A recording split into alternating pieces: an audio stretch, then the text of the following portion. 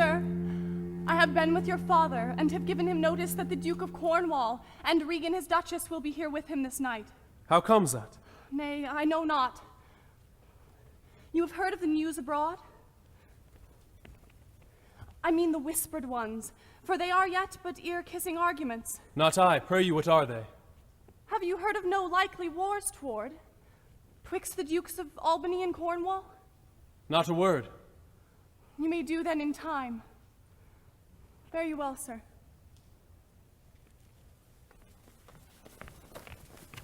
The Duke be here tonight? The better best. This weaves itself perforce into my business. My father hath set guard to take my brother. Brother, a word! Descend! Brother, I say! My father watches. Oh, sir, fly this place. Intelligence is given where you are hid. You have now the good advantage of the night. Have you not spoken against the Duke of Cornwall? He's coming hither, now in the night, in the haste and Regan with him. Have you said nothing upon his party against the Duke of Albany? Advise yourself. Not a word, I'm sure on it. I hear my father coming. Pardon me. In cunning I must draw my sword upon you. Draw. Seem to defend yourself. Now quit you well. Yield! Lie to here! Come before my father! Fly, brother, fly! Torches! Torches! So farewell. Some blood drawn on me would beget opinion of my more fierce endeavors. I've seen drunkards do worse than this in sport. Ah! Father! Father! Stop! Stop! No help! Now, Edmund, where's the villain? Here stood he in the dark, his sharp sword out, mumbling of wicked charms, conjuring the moon to stand auspicious mistress. But where is he? Look, sir, I bleed. Where is the villain, Edmund? Fled this way, sir, when by no means he could... Here, pursue him, ho. Go after. By no means what? Persuade me to the murder of your lordship. Seeing how loathly opposite I stood to his unnatural purpose, in fell motion with his prepared sword, he charges home. Oh, not in this land shall he remain uncaught and found dispatch. The noble Duke, my master, my worthy arch and patron, comes tonight. By his authority I will proclaim it, that he which finds the villain shall deserve our thanks, bringing the murderous coward to the stake. He that conceals him, death. I threatened to discover him. He replied, "Thou unpossessing bastard, dost thou think if I would stand against thee, with the reposal of any trust, virtue, or worth in thee, make thy words faith? No. I turn it all to thy suggestion plot and damned practice." Oh, strange and fastened villain. Would he deny his letter? I never got him. Hark! The Duke's trumpets. I know not why he comes. All ports I'll bar. The villain shall not scape. The Duke must grant me that. And of my land, loyal and natural boy, I'll work the means to make thee capable. How now, my noble friend? Since I came hither, which I can call but now, I have heard strange news. If it be true, all vengeance comes too short, which can pursue the offender. How dost, my lord?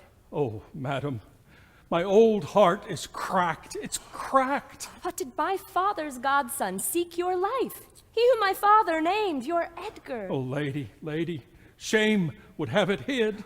Was he not companion with the riotous knights that tended upon my father? I know not, madam. 'Tis too bad, too bad. Yes, madam, he was of that consort. No marvel then, though he were ill affected. 'Tis they have put him on the old man's death to have the expense and waste of his revenues.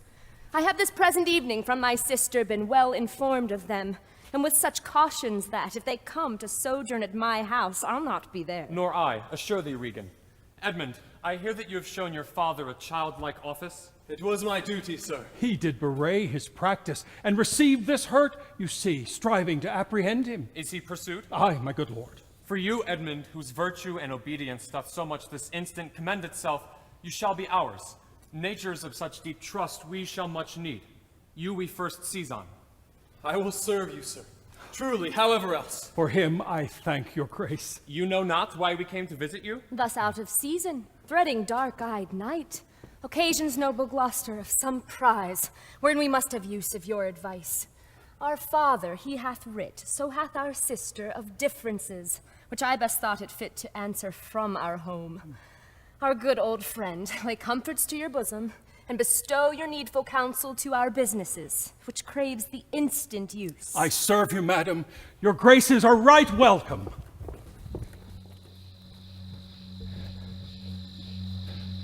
Good dawning to thee, friend. Art of this house? Aye, Where may we set our horses? i' the mire. Prithee, if thou lovest me, tell me. I love thee not. Why then I care not for thee. If I had thee in Lipsbury Penfold, I'd make thee care for me. Why dost thou use me thus? I know thee not. Fellow, I know thee. What dost thou know me for? A knave, a rascal, an eater of broken meats, a proud, base, shallow, beggarly, three-suited, 100-pound, filthy worsted stocking knave, a lily-livered, action-taking knave, a glass-gazing, super-serviceable, finical rogue, and one whom I will beat into clamorous whining if thou deniest the least syllable of thy addition. Why, what a monstrous fellow art thou, thus to rail on one that is neither known of thee nor knows thee. What a brazen-faced varlet art thou, to deny thou knowest me. Is it 2 days ago, since I tripped up thy heels and beat thee before the king? Draw, ye rogue, for though it be night, yet the moon shines. Barber monger, draw! Away, I have nothing to do Draw, with thee. you rascal! You come with letters against the king! Draw, you rogue, or I'll so carbonado your shanks! Help! Murder! Strike, Help! slave! Stand, rogue! Stand, you neat slave! Strike! Help! Oh, murder! Murder! Ah, come, I'll flesh ye. Come on, young master. Weapons, huh? arms, what's the matter here? Keep peace upon your lives. He dies that strikes again. What is the matter? The messenger is from our sister and the king. What is your difference? Speak. I am scarce in breath, my lord. No wonder you've so bestirred your valor. You cowardly rascal, nature disclaims in thee. A tailor made thee. Thou art a strange fellow. A tailor make a man. A tailor, sir, stonecutter or painter could not have made him so ill, though he'd been but 2 years in the trade. Speak yet. How grew your quarrel? This ancient ruffian, sir, whose life I spared Thou at suit of his gray Zed! Thou beard. unnecessary letter! My lord, if you will give me leave, I will tread this unbolted villain into mortar and daub the walls of a John with him. Peace, Sirrah. You beastly knave. Know you no reverence? Yes, sir. But anger hath a privilege. Why art thou angry? That such a slave as this should wear a sword who wears no honesty. Oh, a plague upon your epileptic visage. Smile you my speeches as I were a fool? What, art thou mad, old fellow? How fell you out? Say that. No contraries hold more antipathy than I in such a knave. Why dost thou call him a knave? What is his fault? His countenance likes me not. No more perchance does mine, nor his, nor hers. Sir, it is my occupation to be plain.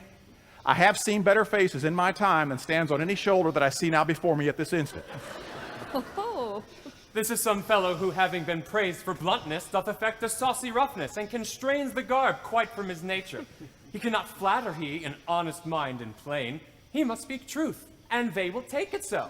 If not, he's plain. Sir, in good faith, in sincere verity, under the allowance of your great aspect, whose influence like the wreath of radiant fire on flickering Phoebus' front. What meanst by this? Oh, to go out of my dialect, sir, which you discommend so much. I know, sir, I am no flatterer. What was the offense you gave him? I never gave him any. It pleased the king his master very late to strike at me upon his misconstruction, when he, compact and flattering his displeasure, tripped me behind, and in the fleshment of this dread exploit drew on me here again. Fetch forth the stocks. What? You stubborn ancient knave. You reverent braggart. We'll teach you. Sir, I'm too old to learn. Call not your stocks for me. I serve the king, on whose employment I was sent to you. Fetch forth the stocks. As I have life and honor, there shall he sit till noon. till noon. Till night, my lord, and all night, too. Why, madam, if I were your father's dog, you should not use me so. Sir, being his knave, I will. This is a fellow of the self-same color our sister speaks of. Let me beseech your grace not to do so. His fault is much, and the good king, his master, will check him for it. The king, his master, needs must take it ill that he, so slightly valued in his messenger, should have him thus restrained? I'll answer that. My sister may receive it much more worse to have her gentleman abused, assaulted for following her affairs. Put in his legs. Come, my good lord. Away. I am sorry for thee, friend. 'Tis the Duke's pleasure, whose disposition all the world knows will not be rubbed nor stopped. I'll entreat for thee. I pray do not, sir. I have watched and traveled hard. Sometime I shall sleep out. The rest I'll whistle. The Duke's to blame in this. 'Twill be ill taken. Come, thou beacon to this underglobe, that by thy comfortable beams I may peruse this letter. I know 'tis from Cordelia, who hath most fortunately been informed of my obscured course, and shall find time from this enormous state, seeking to give losses their remedies. Fortune, good night. Smile once more. Turn thy wheel.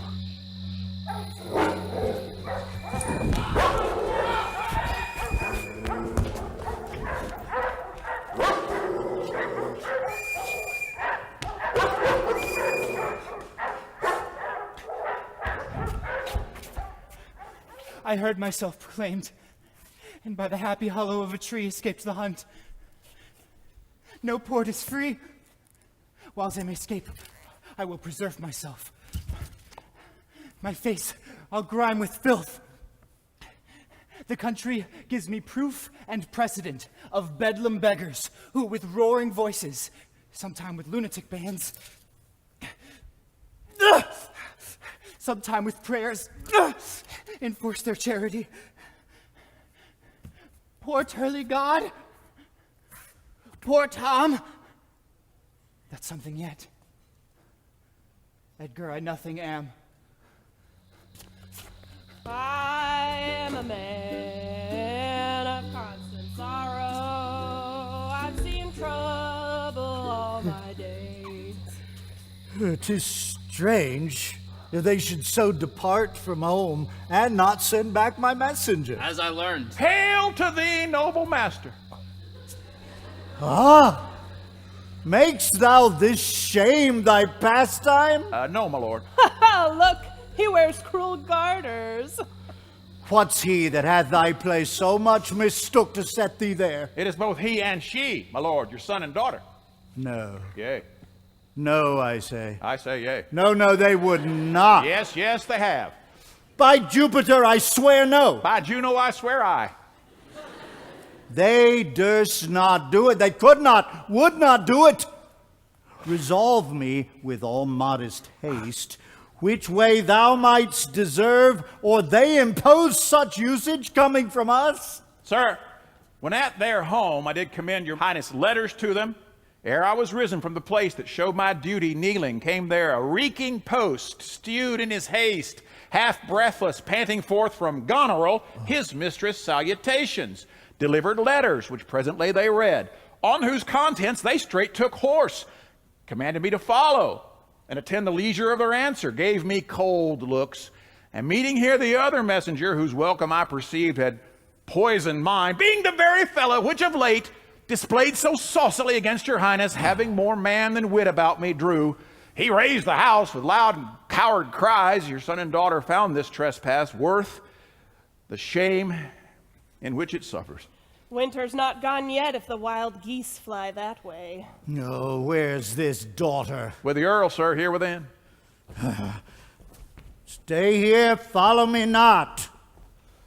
Made you no more offense but what you speak of? None. How chance the king comes with so small a number? Ah, now it's been said in the stocks for that question, thou'st well deserved it. Why, fool?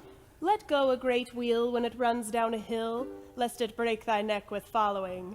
That sir which serves and seeks for gain and follows but for form will pack when it begins to rain and leave thee in the storm. But I will tarry, the fool will stay, and let the wise men fly. Where you learned you this, fool? Not in the stocks, fool.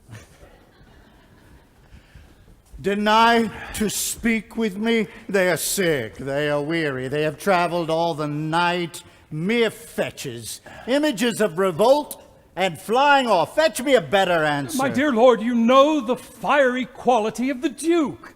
Vengeance, plague, death, destruction. Fiery. What quality? Why, Gloucester, I'd speak with the Duke of Cornwall and's wife. Well, my good lord, I have informed them so. Informed them? Dost thou understand me, man? The king would speak with Cornwall. The dear father would with his daughters speak. Commands, tends service. Are they informed of this? My breath and blood. The fiery Duke. Go tell the hot Duke that... No, not yet. Maybe he is not well.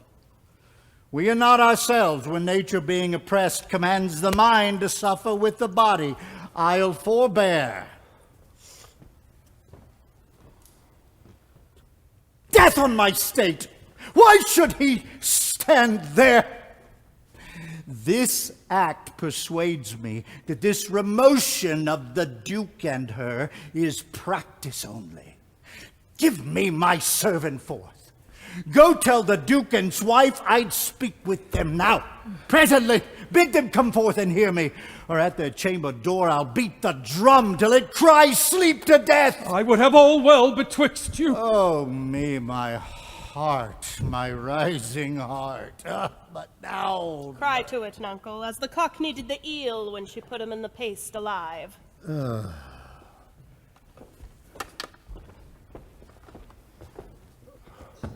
Good morrow to you both. Hail to your grace. I'm glad to see your highness. Regan, I think you are. I know what reason I have to think so. Shouldst thou not be glad, I would divorce me from thy mother's tomb, sepulchring an adulteress. Oh, are you free? Another time for that.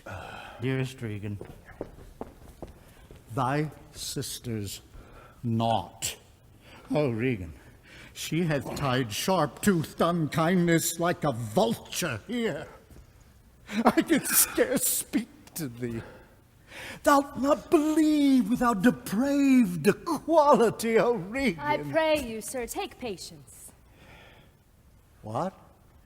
How's that? I cannot think my sister in the least would fail her obligation. If, sir, perchance she have restrained the riots of your followers, 'tis on such ground and to such wholesome end as clears her from all blame. My curses on her! Oh, sir, you are old.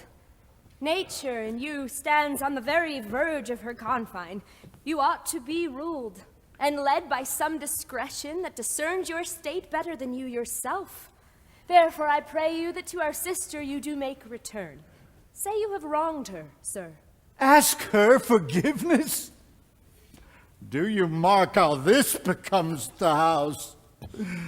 Dear daughter, I confess that I am old. Age is unnecessary. On my knees I vouchsafe you raiment, bed, and food. Good sir, no more. These are unsightly tricks. Return you to my sister. Never, Regan. She hath abated me of half my train. Look black upon me. Struck me with her tongue most serpent-like upon the very heart. All the stored vengeances of heaven fall on her ingrateful top. Strike her young bones, you taking airs with lameness. Fie, sir, fie! You nimble lightnings, dart your blinding flames into her scornful eyes.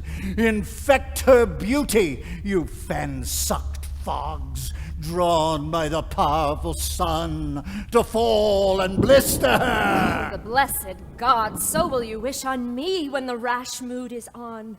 No, Regan, thou shalt never have my curse. Thy tender-hefted nature will not give thee o'er to harshness. Her eyes are fierce, but thine do comfort and not burn. 'Tis not in thee to grudge my pleasures. cut off my train. Thy half of the kingdom thou hast not forgot, wherein I thee endowed. Good sir, to the purpose. Who put my man in the stocks? What trumpet's that? I know it, my sister's. Oh! This approves her letter that she would soon be here. Is your lady come? This is a slave whose easy borrowed pride dwells in the fickle grace of her he follows. Out, varlet, from my sight! What means your grace? Who stalked my servant? Oh, Regan, I have good hopes thou didst not know on't. But who comes here? Oh, heavens! If you do love old men, if your sweet sway allow obedience, if you yourselves are old, make it your cause. Come down, take my part. I'm not ashamed to look upon this beard. Oh, Regan, will you take her by the hand? Why not by the hand, sir? How have I offended? All's not offense that indiscretion finds, and dotage terms so. Oh, side, you're too tough. Will you yet hold? Who put my man in the stocks? I set him there, sir. But his own disorders deserved much less advancement. You? Did you? I pray you, father, being weak, seems so. If to the expiration of your month you will return and sojourn with my sister, dismissing half your train, come then to me. I am now from home and out of that provision which shall be needful for your entertainment. Return to her and 50 men dismissed? No. Rather I abjure all roofs, choose the wage against the enmity of the air, be comrade to the wolf and owl, return with her. The fiery French who dowerless took our youngest born, I could as well be brought to knee his throne and squire-like pension beg to keep base life afoot. Return with her. Persuade me rather to be slave and sumpter to this detested groom. At your choice, sir. I prithee, daughter, do not make me mad. I will not trouble thee, my child. Farewell. We'll no more meet, no more see one another. Yet thou art my flesh, my blood, my daughter. Or rather a disease that's in my flesh, which I must needs call mine. Thou art a boil, a plague sore, or embossed carbuncle in my corrupted blood. But I'll not chide thee. Let shame come when it will, I do not call it. I do not bid the thunder-bearer shoot, nor tell tales of thee to high-judging Jove. Mend when thou canst. Be better at thy leisure. I can be patient. I can stay with Regan, I and my 100 knights. Not altogether so. I looked not for you yet, nor am provided for your fit welcome. Give ear, sir, to my sister. Is this well spoken? I dare avouch it, sir. But 50 followers, is it not well? What should you need of more? Yea, or so many, sit that both charge and danger speak 'gainst so great a number. Why might not you, my lord, receive attendance from those that she calls servants, or from mine? Why not, my lord? If then they chance to slack ye, we could control them. If you will come to me, for now I spy a danger, I entreat you to bring but 5 and 20. I gave you all. And in good time you gave it. Made you my guardians, my depositaries, but kept a reservation for such a number. What? Must I come to you with 5 and 20? Regan said you so. And speak it again, my lord. No more with me. Why, those wicked creatures yet do look well favored when others are more wicked. Not to be the worst stands in some rank of praise. Thy 50 yet doth double 5 and 20. I'll go with you. Thou art twice her love. Hear me, my lord. What need you 5 and 20, 10 or 5, to follow in a house where twice so many have a command to tend you? What need 1? Oh, reason not the need. Our basest beggars are in the poorest things superfluous. Allow not nature more than nature needs. Man's life is cheap as beasts. Thou art a lady. If only to go warm or gorgeous, why, nature needs not that which thou gorgeous wearest, which scarcely keeps thee warm. But for true need, oh heavens, give me that patience I need. You see me here, you gods, a poor old man, as full of grief as age, wretched in both. If it be you that stirs these daughters' hearts against their father, let me not bear it tamely. Touch me with noble anger, and let not women's weapons' water drops stain my man's cheeks. Know you unnatural hags! I will have such revenges on you both that all the world shall... I will do such things! What they are, yet I know not. But they shall be the terrors of the earth. You think I'll weep? No, I'll not weep. I have full cause of weeping. But this heart shall break into 100,000 flaws, or ere I'll weep. Oh, fool. I shall go mad.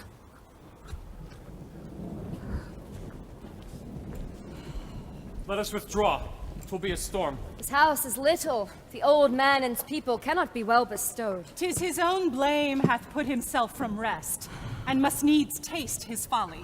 For his particular, I'll receive him gladly, but not one follower. So am I persuaded. Where is my lord of Gloucester? Follow the old man forth. He has returned. The king is in high rage. Whither is he going? He calls to horse, but will I know not whither. 'Tis best to give him way. He leads himself. My lord, entreat him by no means to stay. Alack, the night comes on, and the sore winds do sorely ruffle. For many miles about there's scarce a bush. Ah, sir, to willful men the injuries that they themselves procure must be their schoolmasters. Shut up your doors.